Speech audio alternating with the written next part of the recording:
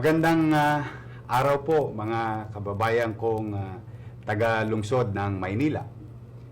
Ilang oras na lamang po mula ngayon ay matatapos na ang 2020. Sana po ay nasa mabuti kayong kalalagayan at gabayan at dulutan nawa tayo ng Panginoon Diyos ng malusog na pangangatawan habang pinanonood ninyo ito.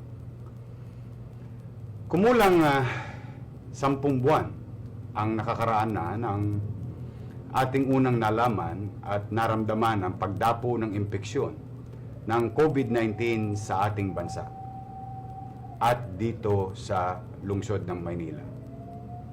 At humigit kumulang na rin 10 buwan tayong nakikipaglaban sa kinakarap nating pandemya. Nagdulot ito ng pangamba sa 2 milyon mahigit na mamamayan ng lungsod. Panganib sa humigit kumulang 24,000 mamamayan na nagkaroon ng impeksyon at 700 mahigit na nasawi ng mga kababayan natin. Nakikiramay po ako sa bawat pamilya. Di lamang ito ang naidulot ng pandemya. Marami ring nagsarang negosyo, nawalan ng trabaho. Kaya damang-daman nating lahat ang hirap ng bawat isa sa kalagitnaan ng pandemyang ito. Magkaganon pa man, salamat pa rin sa Diyos at nakaraos tayo at nananatiling ligtas ang marami sa atin. But life must go on. Come 2021. This is our promise and commitment to you. Your city government will continue to be ahead with our capacity to handle infections against COVID-19 in terms of numbers. Of course, mga kababayan, with your help. And let me take this opportunity to thank our medical frontliners and all frontliners who are with us along the way and is going to be with us in the coming months, especially in the year 2021. Ang lahat ng mga pasilidad na naitatag natin, katulad ng 14 na quarantine facilities and infectious COVID-19 bed capacity in our 6 district hospitals, equipments, and all other types of medicines for our infected citizens ay mananatili at patuloy pa po nating palalawigin at palalakasin bilang paghahanda sa 2021. Ang swab testing naman ay mananatili pong libre tulad ng nasimulan na natin noong Marso pa ng 2020. Maglulusad pa rin po tayo ng mga door-to-door, house-to-house, random swab testing on top of the regular mass swab testing for our workers. At swab testing naman din ay magpapatuloy pa rin libre sa lahat ng mga suspected, probable, or exposed individuals to positive and confirmed patients. Ito ay makakamit at ginagarantiyahan ko po sa inyo, mananatiling libre. Ganon din po ang ating effort sa ating antibody laboratory testing for IgG and IgM seroprevalence or serosurveillance approach for continued monitoring ng paglaganap o posibleng paglobo ng COVID-19 sa ating komunidad at sa ating syudad. Maraming salamat po sa DILG, lalong lumakas at lalo pa nating palalakasin ang ating tracing ability through MHD at MHD team headed by Dr. Doc Box Pangan at ang ating mga barangay health workers at iba pang medical frontliners. Umasa po kayo. We will continue to acquire PPEs for our medical frontliners para sa inyong mga kaligtasan at patuloy na proteksyon. Pangangalagaan po namin lagi yan. Mga kababayan, hindi kaila sa inyo, sa maliit nating kaparaanan, ang inyong pamahalaang lungsod ay nakapaghanda na ng 200 million pesos para sa inaasahang bakuna. 4 na buwan nang nakakaraan sa tulong ng Konseho ng Maynila with our majority floor leader, Attorney Joel Chua, na siya naman din pinamumunuan ng ating partner na si Vice Mayor Hani Lacuna. At dahil dyan, tayo po ay agad na nakipag-ugnayan sa mga kandidatong kumpanya sa buong mundo noong buwan pa lamang ng Hulyo, tulad ng Pfizer, at ang sumunod naman ay ang AstraZeneca at ilang pang mga kumpanya. Nagbunga naman po ito. Itong maraming pagpupulong na naganap ilang buwan na ang nakararaan. Kasalukuyan ang inyong pamahalaang lungsod ay nakapaglagda na po ng NDA o Non-Disclosure Agreement sa dalawang nangunguna at kilalang multinational pharmaceutical companies sa mundo, ang Pfizer at AstraZeneca. Maraming salamat kay Secretary Galvez at Pangulong Rodrigo Roa Duterte. Ngayon, dahil dito, may mga bagay na tayong dapat gawin. Pamahalaan at ang mamamayan. Bilang paghahanda sa darating na unang 3 buwan ng 2021. Loobin nawa ng Diyos sa darating na araw, linggo, ay tayo ay makapirma na ng Advance Marketing Commitment Contract to acquire and reserve para sa initial na 400,000 dosage for 200,000 na mamamayan ng lungsod ng Maynila na vaccine. On top of the vaccine allotment ng national government sa City of Manila. Siyempre, uunahin po natin ang ating mga medical frontliners, mga senior citizen, at ang mamamayan pagkayari ng dalawang sektor na ito. Pangalawa, handa na po ang deployment ng vaccination process ng ating lungsod sa tulong ng Manila Health Department sa sandaling dumating ang bakuna. Sapagkat 1 buwan na po ang nakararaan, kami po ay nagpulong upang mahihanda sa sandaling dumating ang nasabing bakuna na ating napapanood sa iba't ibang dako ng mundo na nagaganap na vaccination upang masunod ang mga medical protocols sa pagpapatupad nito. Pangatlo, ngayong araw po na ito, hinihikayat ko po kayo. Opisyal na pong inilulusad ang www.manilacovid19vaccine.com. Ano po ito?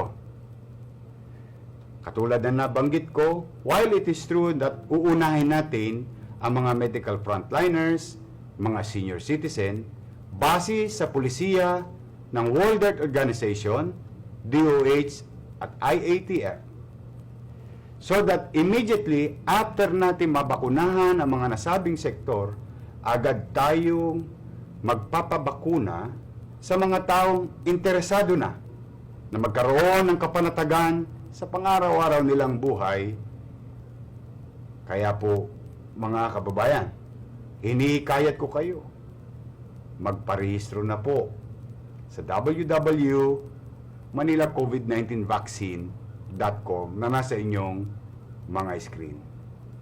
Magpa-reserve na po kayo ng inyong slot sapagkat ang pagbabakuna po ay voluntary. Sabi nga ng kasabihan, daig ng maagap ang masipag. Yan po ay ipagkakaloob sa inyo ng libre ng inyong pamahalang lungsod. At sisiguraduhin po natin na ang ating mga gagamitin ay sadyang itinalaga ng mga regulatory agencies ng ating gobyerno upang maging ligtas, safe, at epektibo ang mga bakunang gagamitin natin. Naganda na rin po ng kaukulang pondo ang inyong pamahalaang lungsod sa darating na unang quarter ng taon. Ayon na rin po sa Ordinance Number 8710 kung saan marami pong akong kinansila ng mga road maintenance or some infrastructure projects na kaya naman nating tiisin. Pansamantala po nating itinabi yung mga bagay na yan upang matugunan at maibsan natin ang mga pangunahing pangangailangan ng ating mamamayan. Kaya meron po tayong gagawin na programa para dito. Yan po ay ang tinatawag na COVID-19 FSP or Food Security Program. Dahil hanggat maaari, bigyan nawa ako ng kakayanan at lakas ng pangangatawan ng Panginoon Diyos. Ayaw ko pong may magugutom ng mga taga-Maynila. Pipilitin po namin sa maliit naming kaparaanan na mayakap ang lahat at humigit kumulang 700,000 pamilya sa ating minamahal na lungsod ng Maynila. Sabi ko nga, tao muna bago kalsada. And to continue to mitigate the socio-economic impact, ay maglulunsad din po tayo ng mga programang naitatag na rin noong nakaraang taon ng 2020. At ito ay ating palalakasin kung saan para makapagbigay ng oportunidad, para makapagtrabaho muli ang mga nawalan at makapagtrabaho naman ang dapat na magtrabaho upang maitaguyod nila ang kani-kanilang pamilya dito sa ating lungsod.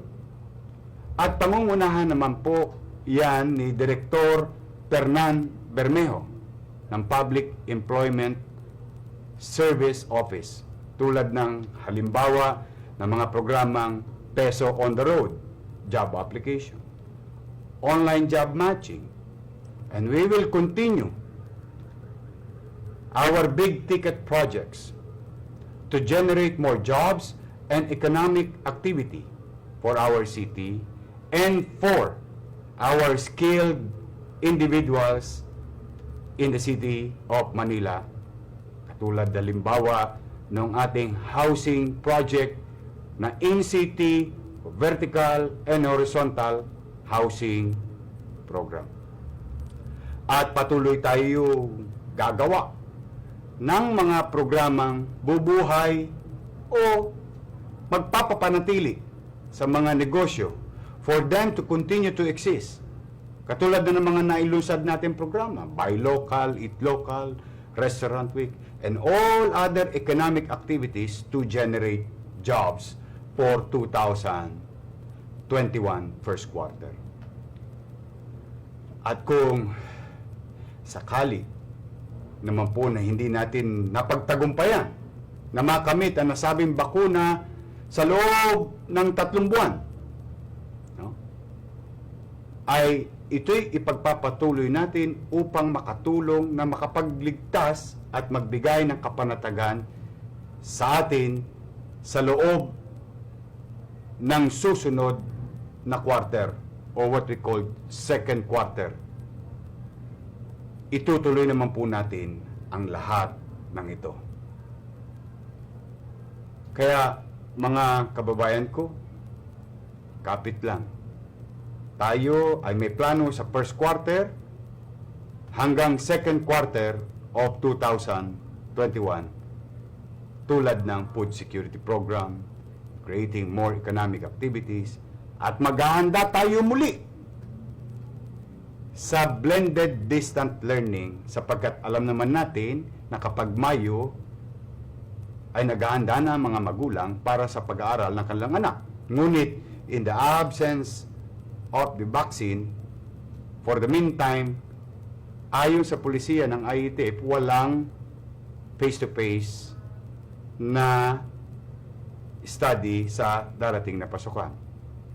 Ito'y nagawa na natin noong 2020 para sa ating mga pampublikong paaralan, para mapanatiling ligtas ang ating mga mag-aral at ang inyong mga anak. Palalawakin pa po natin ito para mayakap natin ang ibang bagong mag-aaral na galing marahil sa pribadong paaralan. Sila ay ating tatanggapin.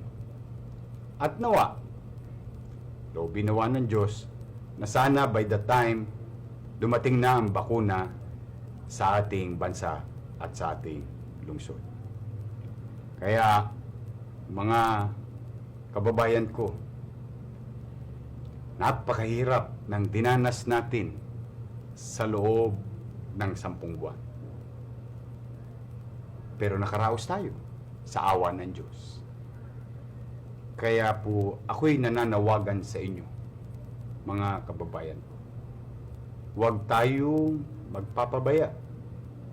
Patuloy na umiral sa atin ang malasakit sa sarili dahil kapag ginawa natin yon, para na rin natin pinagmalasakitan ang mga mahal natin sa buhay sa kani-kaniyang tahanan. Walang bibitaw, mga kababayan. Disiplina